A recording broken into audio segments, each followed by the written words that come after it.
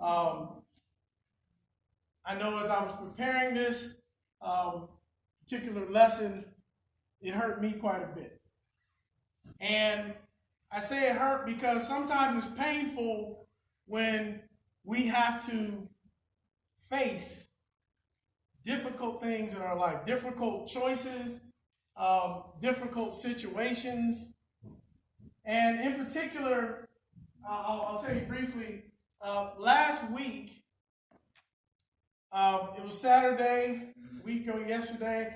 I'm sitting and I'm kind of preparing everything for Sunday morning, and I'm, taking my time going through my notes. And I noticed that, unless you're living under a rock somewhere, you know about this mass shooting that happens in El Paso. And a guy walks in to a Walmart where they're having a back to school sale and everybody's getting ready for school, just like we always would, right? And guy walks in and shoots up the entire place. Now, what's interesting about this is that they went back, and as they started doing the research and trying to find out about this guy, he apparently has all of these views. He's angry at these immigrants who are crossing the border. He's upset, and everybody's talking about these mass shootings as though it's all about race, and he's angry and has this resentment about race when they go through all this information. They read these blogs, they read through all of this background information on him, find out he was a troubled kid. And so people are saying, well, maybe it's mental illness. Maybe it's, a matter of, coming from a broken home. There's all these different theories. But what was so interesting, and we've gotten in our society to a point where we see God almost as though it's compartmentalized. Like, everybody on TV, all the talking heads on Fox News and CNN and MSNBC, all the networks, everybody had a comment, everybody had a take, everybody had an angle, but they always started out saying one thing: thoughts and prayers. We want to extend our thoughts and our prayers. Jimmy, can you do me a favor? The battery's dead. And they say thoughts and prayers, right? And then they go into how we need to pass gun legislation and background checks and red flags, and we need to deal with racism, and we need to deal with bigotry, and we need to find out why is it, I've even seen online where guys are, well, it's always a white guy. Like, literally, there's a meme going around with Betty White, the actress Betty White. Like, literally, that's the little joke. And even though it's worth the chuckle because that's what people say. Anytime there's a mass shooting, people are just putting pictures up and they're saying Betty White. In other words, I bet that he is white. And we've gotten to a point where we're so desensitized, and I don't mean desensitized necessarily as a society, but I mean as Christians. Even though we know the God of the universe, who created all the stars, all the galaxies, all these solar systems, this almighty, all-powerful God, and yet all we can offer are thoughts and prayers.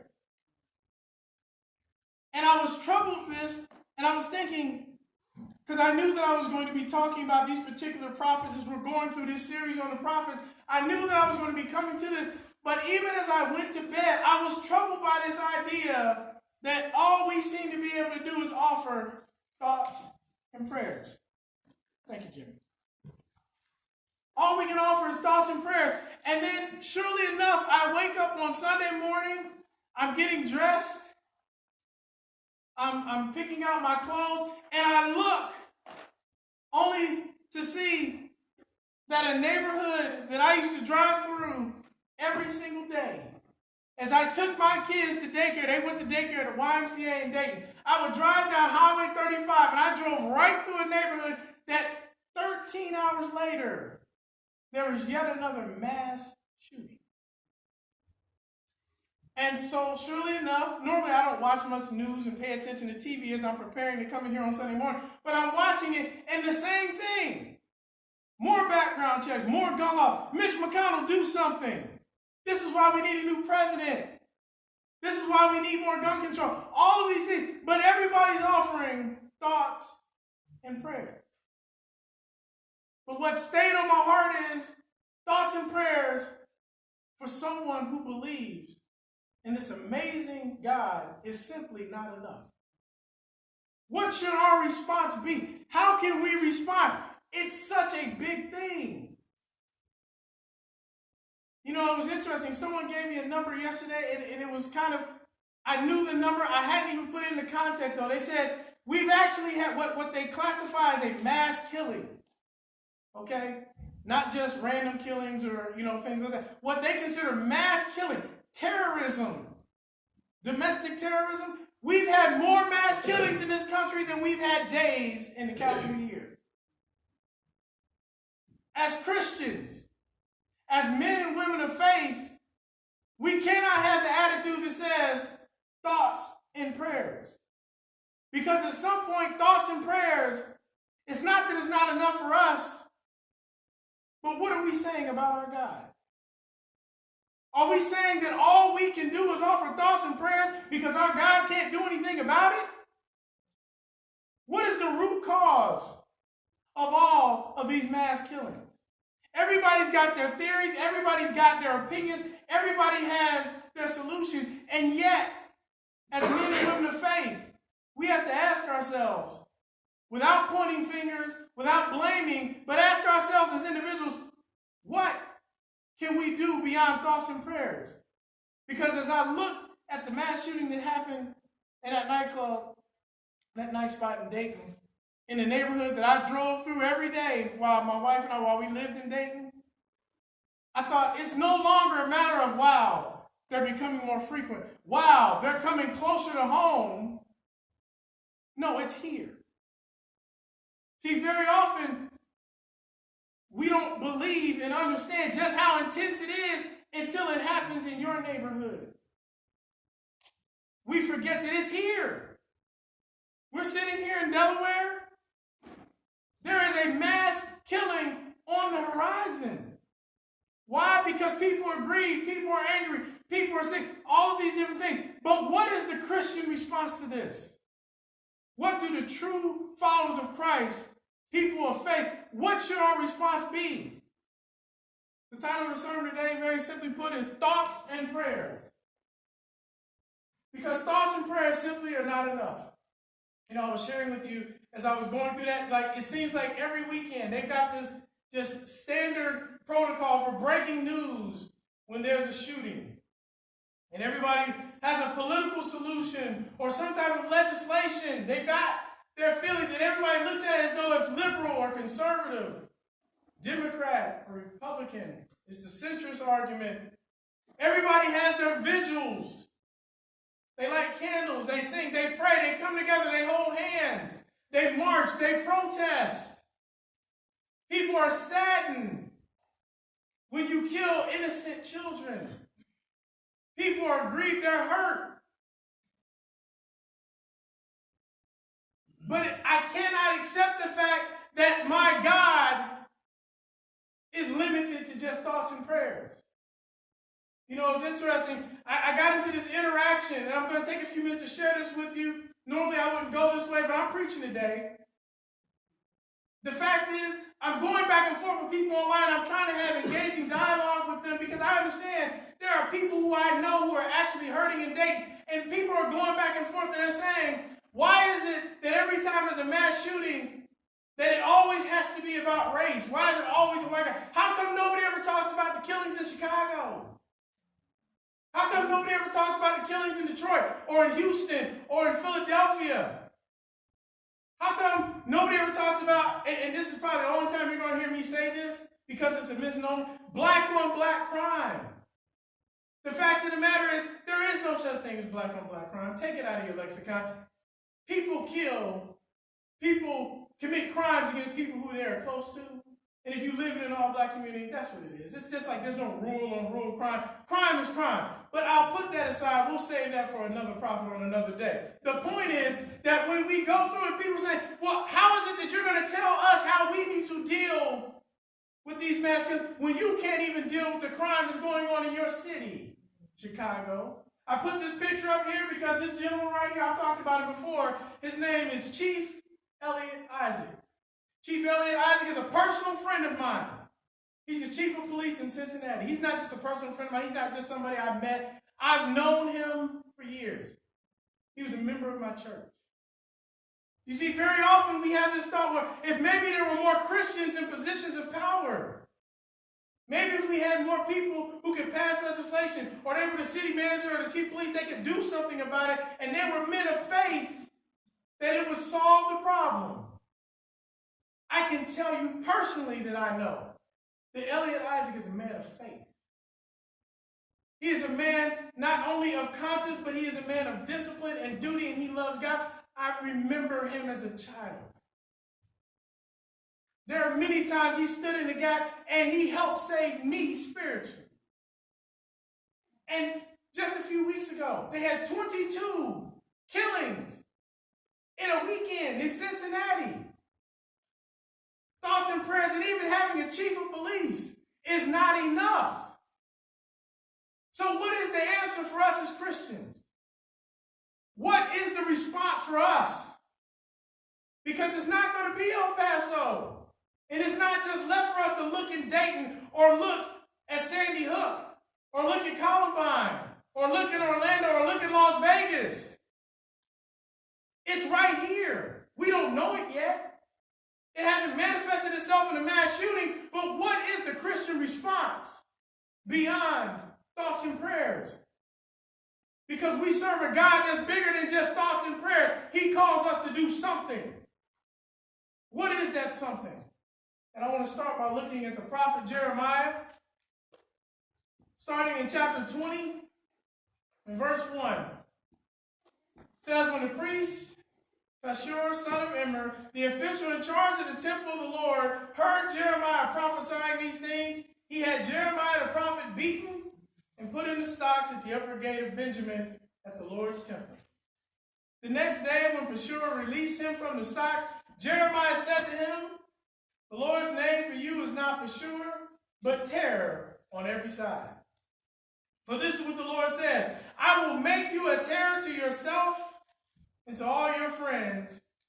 With your own eyes, you will see them fall by the sword of their enemies. I will give all Judah into the hands of the king of Babylon, who will carry them away to Babylon or put them to the sword.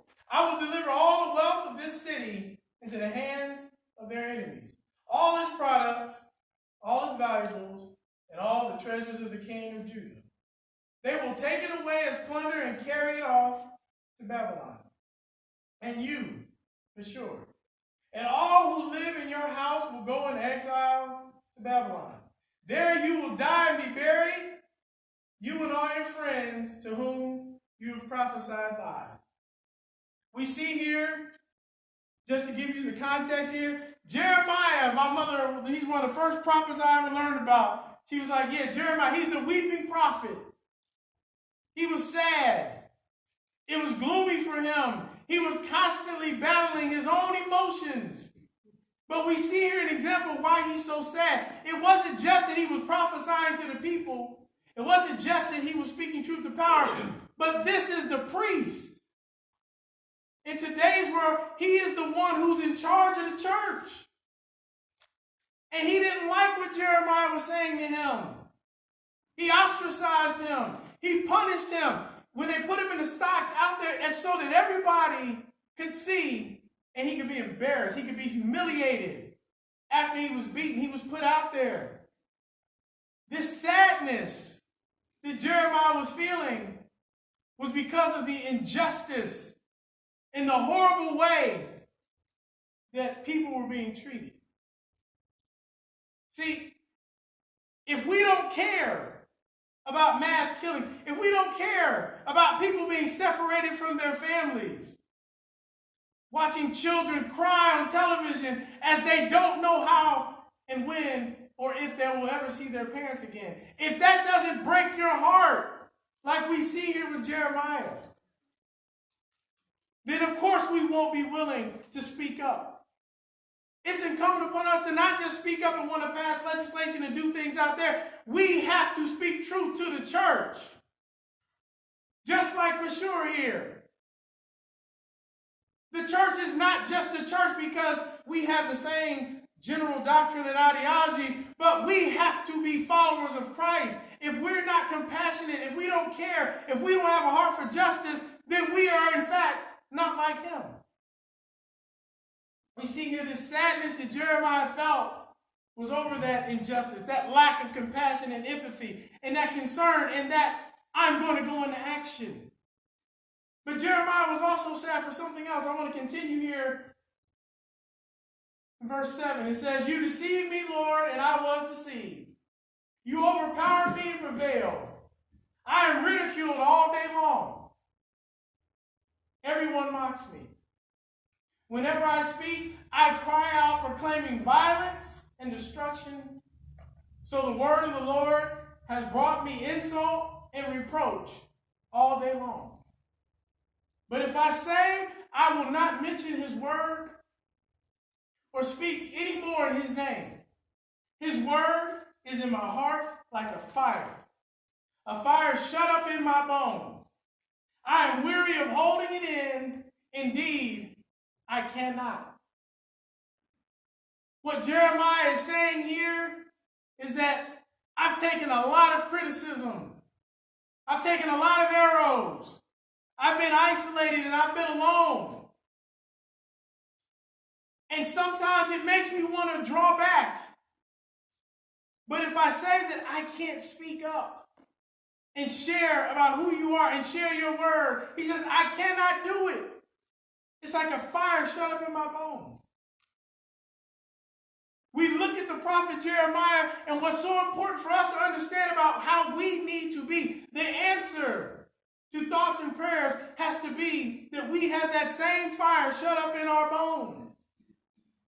That we will speak out against injustice, that we are willing to take the ridicule and the shame and the criticism and the isolation. That is what the church's response needs to be. That I am willing to take this for the cause of Christ.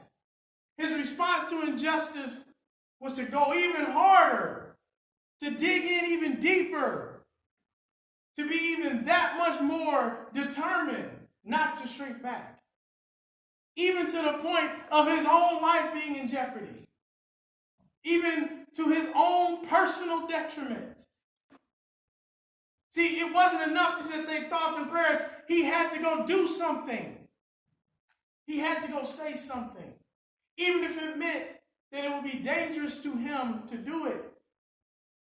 Because he knew that to be godly, to be holy, to be like our Father means that we have to have the same concerns and the same heart that he has. You know, I saw this and it reminded me of how this conversation about mass shootings and killings and guns, how this is how everything seems to break down. People go political. Even this, on its face, may not seem like it's particularly political or partisan, but he says, I want my country back. I can't tell you how many times I've heard that in the past 6 to 8, maybe 10 years. I want my country back. And yet, even in the thought, even in just that sentiment, we hear exactly what's wrong with our country in the first place. Why is it that there are so many people who are willing to take the lives of others, to punish others? I want my country back. Never even considering the fact that when we drive up and down, governors, when we drive up and down Highway 1, that road is paved over somebody else's grave. That when we moved here, when people started coming to this country hundreds of years ago from Europe and other places, there were people living here. The idea of I want my country back speaks to the same attitude that we have to combat if we are truly men and women of faith. And it doesn't just stop there, because people make excuses and they talk about, well, you know what? Poverty and the lack of resources, it's so bad for people in these urban centers all across our country. And that's why these young men are in gangs and why they're killing. They don't feel like they have anything valuable in their life. And you'll hear this refrain, and it sounds good on the surface: no justice, no peace. But even that speaks to the reason why there are so many killings, why there are so many people who do not value anybody else's life, including theirs. I want to look at the prophet Jonah, because we find the answer to why it is that we have so many killings, why we have so many people who are out there that do not value life, and yet we also find the answer in what it is that the Christian response, the true Christian response, needs to be. Jonah chapter 3, we see, starting in verse 1, then the word of the Lord came to Jonah a second time. Go to the great city of Nineveh and proclaim to it the message I give you. Jonah obeyed the word of the Lord and went to Nineveh. Now Nineveh was a very large city. It took 3 days to go through it. Jonah began by going a day's journey into the city, proclaiming, 40 days and Nineveh will be overthrown. The Ninevites believed God.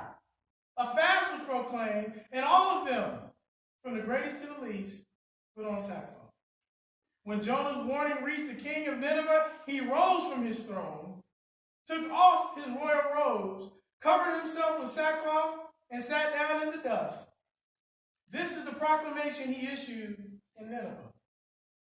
By the decree of the king and his nobles, do not let people or animals, herds, or flocks taste anything. Do not let them eat or drink, but let people and animals be covered with sackcloth. Let everyone call urgently on God. Let them give up their evil ways and their violence. Who knows? God may yet relent and with compassion turn from his fierce anger so that we do not perish. When God saw that they did and how they turned from their evil ways, he relented and did not bring on them the destruction he had threatened. We see here, like we've talked about with all the other prophets, there's hope.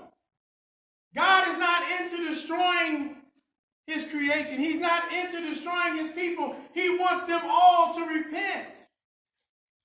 He wants everybody to come to him. The message is not just for the select few. It is for everybody, because God wants a relationship with us all. Above all else, he wants us to love our siblings enough to be willing to give them the truth, to be willing to teach, to be willing to sacrifice and help them all. This is what God's ultimate plan is. This is what he ultimately wants. You know, most people know the story of Jonah. It's one of those early lessons that we teach when we're kids, you know, about Jonah. And it's like, you know, he goes to Tarshish instead of going to Nineveh. And he gets, they're in this boat and all the waves come. And they're like, what's the problem? They throw him over, and then big fish comes along and swallows him up. And he's in there for a couple of days, spits him out. And Jonah says, okay, I get the message now. Let me go and do what you originally asked me to do. And very often, we lose sight of why it was that Jonah didn't want to go in the first place. Why would Jonah literally, it's like, you know, we're here in Delaware. It's like God says, go to Philadelphia and preach to that great city, and we go south, and we're headed towards Virginia.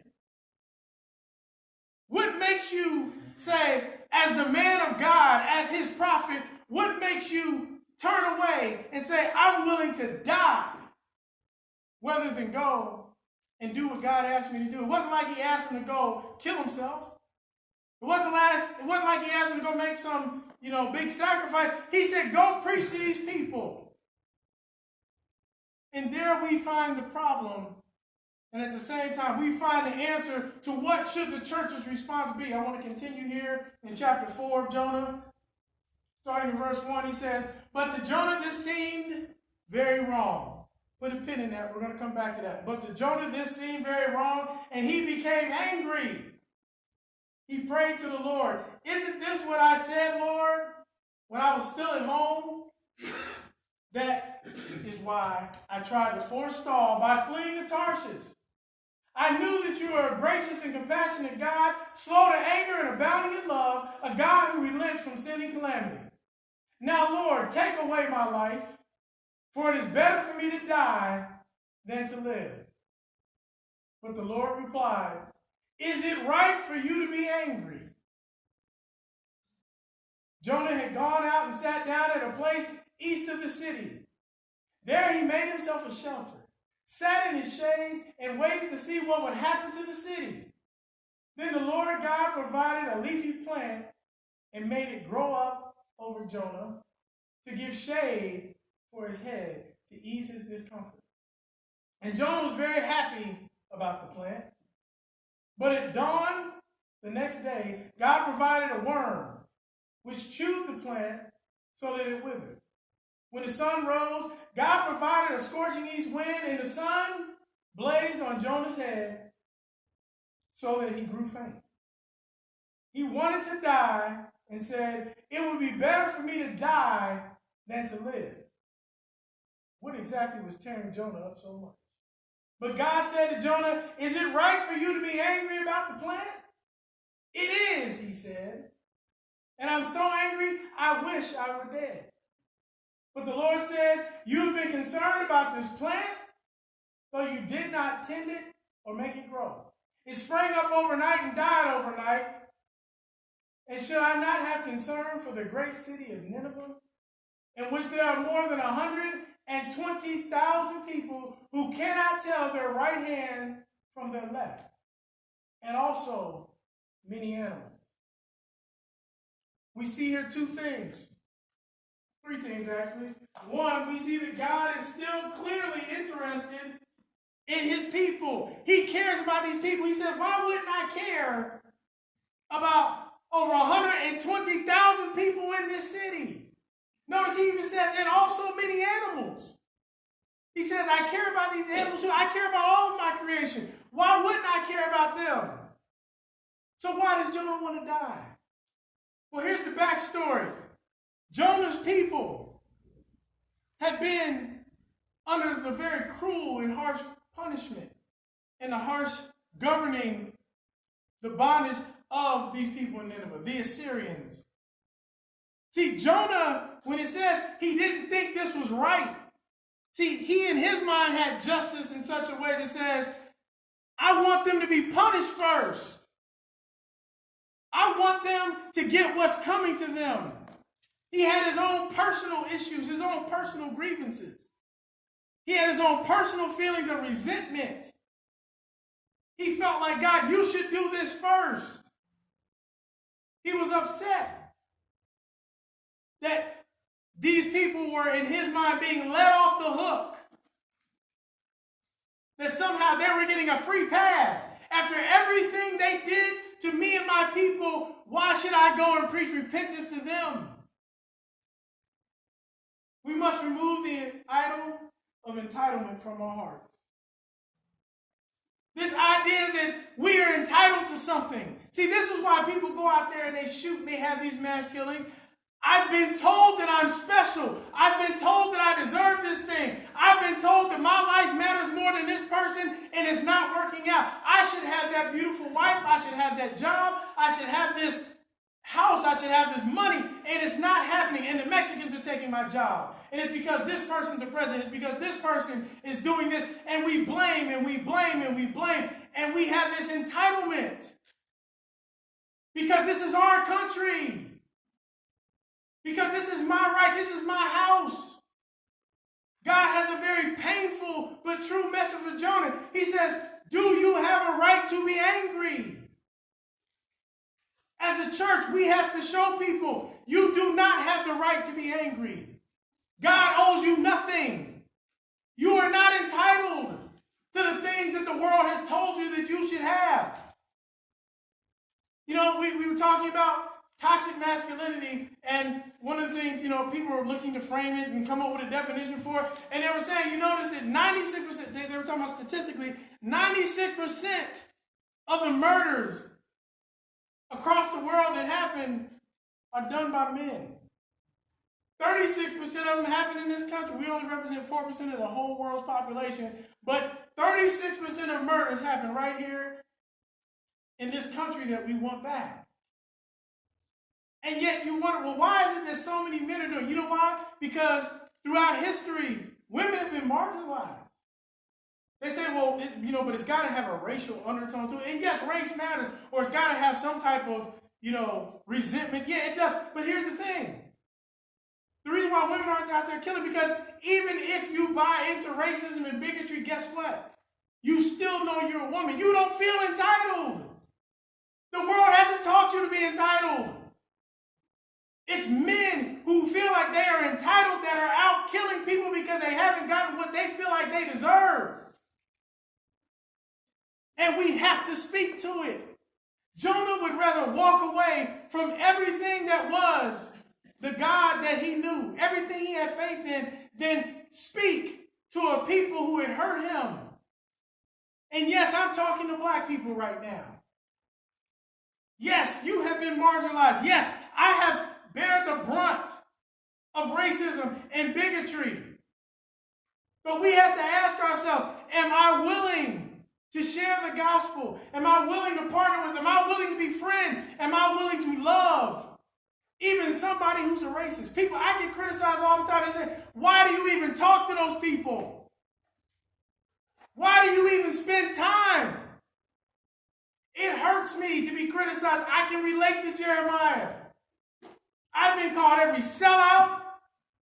I've been called every Uncle Tom you can believe. But somebody black has to speak to these white people. Somebody has to share with them. Somebody has to love them enough to say, I'm your brother. That I'm not going to walk away from my calling. That I'm willing to bear the brunt of this. We have to ask ourselves, are we only, I don't know, I didn't do a head count, 40, 50 people in here, 50 people, something like that. If 100 people showed up, but they didn't look like you, would you give glory to God? Would you serve them? Because that's what Jonah was facing here. It wasn't for lack of people who wanted to be with God, who wanted to know him. It was lack of heart. Because deep down inside, we don't want to take the bullets. We don't want to take the shame. We don't want to take the ridicule. We don't want to speak the truth. We bought into the entitlement that says, I deserve something. And so, even though we won't say it out loud, or even maybe if it's not on the forefront of our mind, but in the back of our mind, we say, yeah, but I kind of understand why he did what he did. We have to get rid of the idol. As all the idols we looked at the prophets were preaching against, we have to get rid of the idol of entitlement. I talked about this thing, idols, and I asked this last week, the same question. What does idolatry look like today? It's not some gold statue most times. It's not some rock. It's not some wood that we erect for ourselves. But what does idolatry look like today? It looks like entitlement. It says me. I am my idol. I am number one. I deserve this. And you may say, well, I'm not some racist. I'm not some person who's out there who has this grudge against white people. I don't have these feelings, and I don't harbor this in my heart. But when it comes to the church, we talk about why it is that churches are in decline. Why it is that the church on Sunday morning, everybody's known for years, it's the most segregated time of the week. Because people only want to be comfortable. They want it to be about themselves. They will only go to churches that make them feel good, that give them something, when that's never what the church was supposed to be. I don't know who Chris Jemmy is, but I love what this quote that was attributed to him says. Or her, because I don't know what the spelling is. Man is not by nature deserving of all that he wants. When we think that we are automatically entitled to something, that is when we start walking all over others to get it. Another quote, I don't know who Dr. Steve Maraboli is, but I like his quote. He says, a sense of entitlement is cancerous thought process that is void of gratitude and can be deadly to our relationships. And this is an anonymous one. Service and gratitude will fuel your relationship. Entitlement and expectation will poison it. Whether it's because of race, whether it's because of religion, whether it's because of personal hurts, we have to get over this feeling of entitlement. We have to stop feeling like I deserve something, and because I don't have it, I'm not going to give you all of my heart, Lord. I'm not going to bring people to you, Lord, because I've been disappointed. I've been grieved. Like Jonah, our sense of justice, our sense of what is right is distorted by the world. We forget we were bought at a price. We forget that we owe everything, even our lives. This guy, I laughed at this, but it's so true. He says, I don't have a problem with entitlement. The problem is that I'm not getting everything I want. And we see that. But see, this is why we have the killings. Because somebody told that young man in El Paso that he deserved something. They fed him a bunch of lies and said, you have a right to this. And when he didn't get it, he was angry. It's that spirit of Cain. It's like, hey, I brought a sacrifice and God didn't appreciate me, so I'm going to kill my brother. He felt entitled. But what do we do about this in the church? What is the answer to this? And it's really simple. Jesus says it multiple times, multiple different ways, but we're going to look at it from Luke chapter 14's perspective. In verse 25, it says, large crowds were traveling with Jesus, and turning to them, he said, if anyone comes to me and does not hate his father and mother, wife and children, brothers and sisters, yes, even their own life, such a person cannot be my disciple. And whoever does not carry their cross and follow me cannot be my disciple. Suppose one of you wants to build a tower. Won't you first sit down and estimate the cost to see if you have enough money to complete it? For if you lay the foundation and are not able to finish it, everyone who sees it will ridicule you, saying, this person began to build and was unable to finish. Or suppose a king is about to go to war against another king. Won't he first sit down and consider whether he is able with 10,000 men to oppose the one coming against him with 20,000? If he is not able, he will send a delegation while the other is still a long way off. Then will ask for terms of peace. In the same way, those of you who do not give up everything you have cannot be my disciples. Salt is good, but if it loses its saltiness, how can it be made salty again? If it is fit neither for the soil nor for the manure pile, it is thrown out. Jesus lays it out very simple and very plain here. If you're not willing to give up anything and everything, if you're not willing to stand for me, if you're not willing to confront evil, hate, pain, hurt, if you're not willing to confront in a very direct and personal way in your own life, if you're passing the buck and saying, well, we're going to let politics take care of this, we're going to let the government do this, we're going to let the military do this, we're going to let all these other things, then you may be a lot of things. You may be kind, you may be smart, you may be wise, you may be friendly, you may be loving. You may indeed be compassionate. But if you're not willing to give up your life, what you can't continue to call yourself as a Christian. Because Christians are those who follow him. You have to be willing to give up everything. I remember having a conversation with somebody, back when I was young. I told you the story how me and my dad, we used to go around, me and my dad and my sister, we would go out, we would go door knocking, they used to call it. And nowadays, people don't door knock. They don't invite people to church anymore. They don't, what we used to call, share your faith. Well, it's too dangerous. You know, people are crazy out there. I don't want to get hurt. I don't want to get killed. And I'm certainly not advocating for you to be unwise. But guess what? If you go get killed, if you go get hurt, if you lose your job, if you somehow pay a horrible, heavy price for it, that is exactly what a Christian does. And if you're not willing, you may be a nice person, but you are in fact not a Christian. Because Christians are the first responders that we herald so much when they run into that burning fire, when they run into that mass shooting. We have to be the first responders. It's not enough to give thoughts and prayers. We have to show up on the front end before it happens. We have to be those who are willing to invite people into our homes and share the word with them and share our life with them.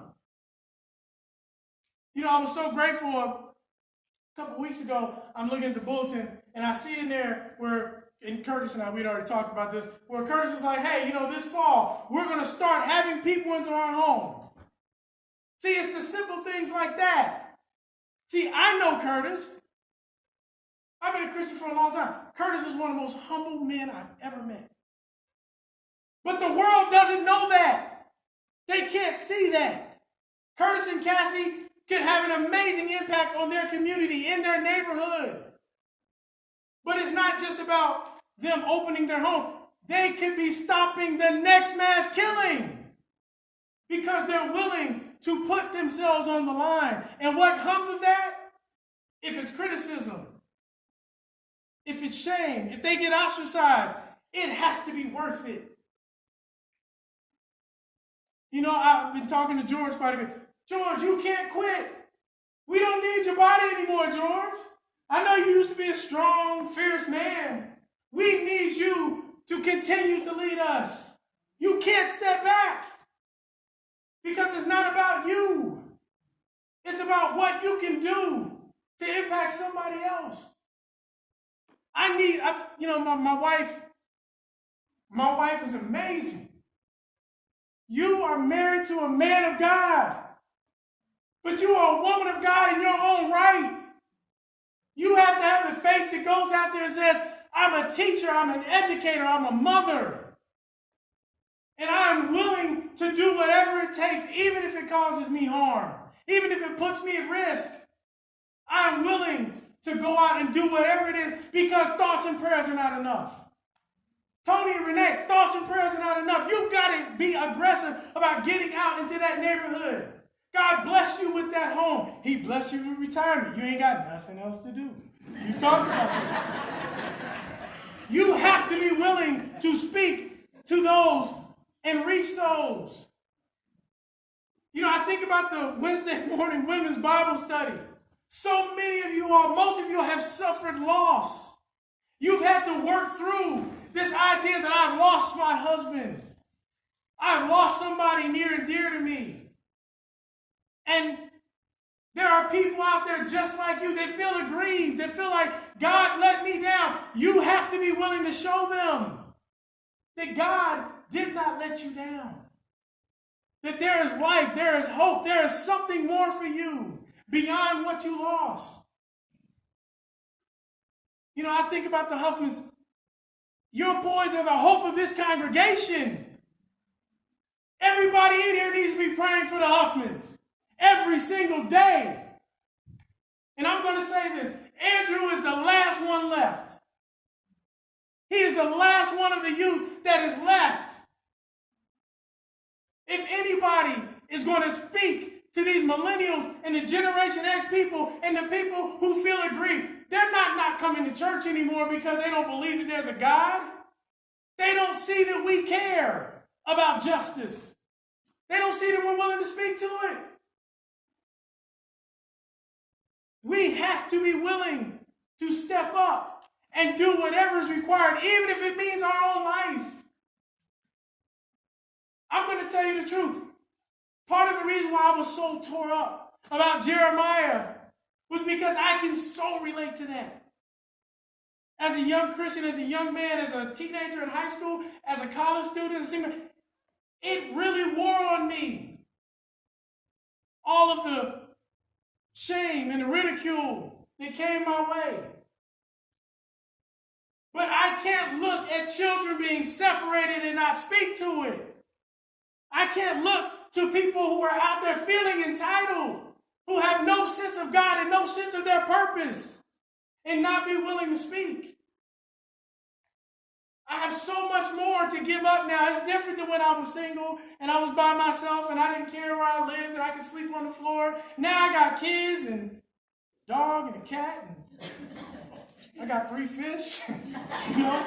I got something to lose. We all, in our mind, have something to lose. If we go out there, sometimes it's even our own family. I love how Jesus puts it here when he says your father and your mother and your sister and brother, because sometimes we don't want to speak the truth to our own families because we don't want to get cut out of that will. We don't want our family to stop speaking to us. We know how militant and how angry and how unmoved some of our family is. Those of us who are black, we know what this is. We have that family member that says, yeah, but you go to that white church, or you have those people in your church, your white friends. You serve that white God. And we're unwilling to speak on it. We have that family where it's like, I know my uncle is a racist, I know my brother is a bigot, but I don't want to speak up because I don't want that uncomfortable feeling. I don't want to be ostracized. I don't want to be left out of my family. And yet we have to look at what Jesus says here. If that is the case, I understand. And you may have a right to feel that way. But if that is how you're going to live your life, instead of living your life for me and giving it all up for me, you can call yourselves a lot of things, but you cannot call yourself my disciple. That is what we have to ask ourselves today. Am I willing to be called a disciple? Am I going to go speak to this? Or is there going to be a mass shooting? Is there going to be a mass killing? Is there going to be some bomb that goes off? And it's somebody that we know, that we could have spoken to, that we could have reached, that God put in our path, and all we're going to have is thoughts and prayers. A few things I want to close with. A few questions.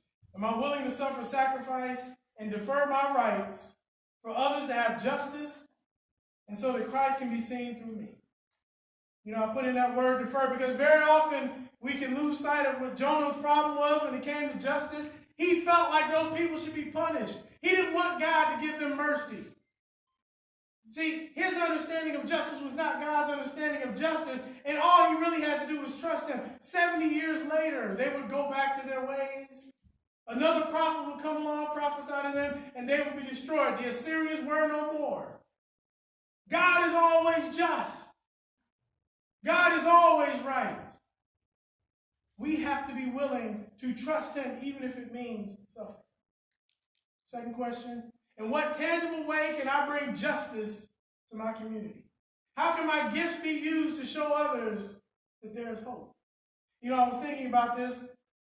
You know, they talk about how in most urban centers, the biggest issue when it comes to poverty and the biggest issue when it comes to crime, why these places are the way they are, comes down to education. And you know, little old Dover, you know, it's not that big. Central Delaware is not that big. But let's think about this. We got a church full of educators, former educators, people who used to be teachers, outstanding, award-winning educators and teachers, people who could go into that community, and it may not get on the news, and it may not be policy that gets passed, but you could go and you could fix so many of the grievances that we find with people who are underserved, people who are poor, people who are in crime-ridden neighborhoods by just being willing to go in and educate them. Give them your talent and your gift and your ability. We have a Boys and Girls Club over here. Practically walking distance. Been there for a couple years. How many of us have signed up to go volunteer our time? How many of us are willing to go teach a class? How many of us are willing to go coach a team? How many of us are willing to go down and volunteer at Modern Maturity or somewhere? You don't have to be young. You don't have to be strong. You don't have to have a lot of money. You have to have the heart that says, I'm willing to give everything I've got to the will of God. Third question. In what area of my life have I given into the thoughts of man instead of trusting the plans and ways of God? Isaiah 55 is what I reference here. It talks about how my thoughts are not your thoughts and my ways are not your ways. They are so above and beyond man's thinking. Am I too entitled to be used in God's kingdom? You know, am I too entitled? Am I so caught up on what it is that I'm not getting from the church? I'm too caught up on what I'm not receiving in my relationships with the brothers and sisters that, you know, I don't want to be here. Let's face it, we know people who have left. I'm always so inspired by what Miss Juanita told me when I was considering going somewhere else. She said, you grow where you're planted. I will never forget that. Long after I'm gone somewhere else, long after Miss Juanita's gone somewhere, I will never forget that. You grow where you're planted. How many of us are looking at what we are not getting or what we're receiving instead of looking at what it is that we have to give? How we can be making a difference. Okay, maybe we can't change all 500 people or all 10,000 people, but we can change one or two or a handful. Our ways are not his ways, and we have to get ourselves aligned to his way of thinking and trusting his plan. And finally, very simply put, am I truly a disciple of Christ? Does my heart towards others reflect this in a practical way? Show your work. And I always like to include that, show your work at the end, because very often, I remember my teachers, it's like you can come up with the right equation, you can come up with the right answer to that algebraic formula, but I need you to show your work. We have to be people that shows our work. The Bible says, watch your life and your doctrine closely, persevere in them both. We can't just have the right doctrine. We can't just have the truth.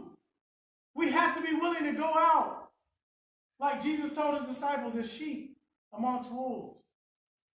Being shrewd as snakes and innocent as doves. We're going out into a dangerous situation. It may, in fact, cost you your life. But that is the price that we have to be willing to pay. Because again, God owes us nothing. The house that you have is because God made it so. The job that you have, the money that you have, the retirement that you are able to save up and accrue, the children that you have. I'm so grateful for my children, but guess what? God doesn't owe me not one more minute with them if he chooses to take them. I have no right to withhold from God what he is asking me to do. And if I do withhold from him, if I'm not willing to do everything, then I'm not truly his disciple. Then I'm not truly following him. Are you in a place? Maybe you've never chosen to follow him. Maybe you've never decided that I, in fact, need to give my life to him. That I need to chase and follow God and his ways above my own because my ways aren't working. Then this is a time for you. You need to come. We're getting ready to sing here our song of invitation. You need to come forward. You need to say, church, help me. Help me so that I can see God better, so that I can understand what it means to truly be with him, so that I can be baptized in his name, so that I can live for something more important than just myself and all the things that I want. Maybe you once followed, but maybe you've been running to Tarsus. Maybe you feel like, you know what? I have gone the other way because I feel like I didn't get what I wanted from God, then you too, come forward, ask for the prayers of the church. Let us pray for you, let us pray with you. But nobody should walk away from here without a sense of duty and responsibility that says, I'm willing to give up anything and everything because thoughts and prayers are no longer enough. If the church is going to be able to have the impact that it's supposed to have in this world, thoughts and prayers are no longer going to be enough. And no matter who it's enough for, it's no longer going to be enough for me because I'm going to change moving forward. I'm going to commit myself to being like Christ. Put myself in danger if I have to. Whatever it takes, I'm going to be willing to live for him. Are you in that place where you need to commit yourself to living for him? If you are, I invite you, please come forward as we stand and sing our song.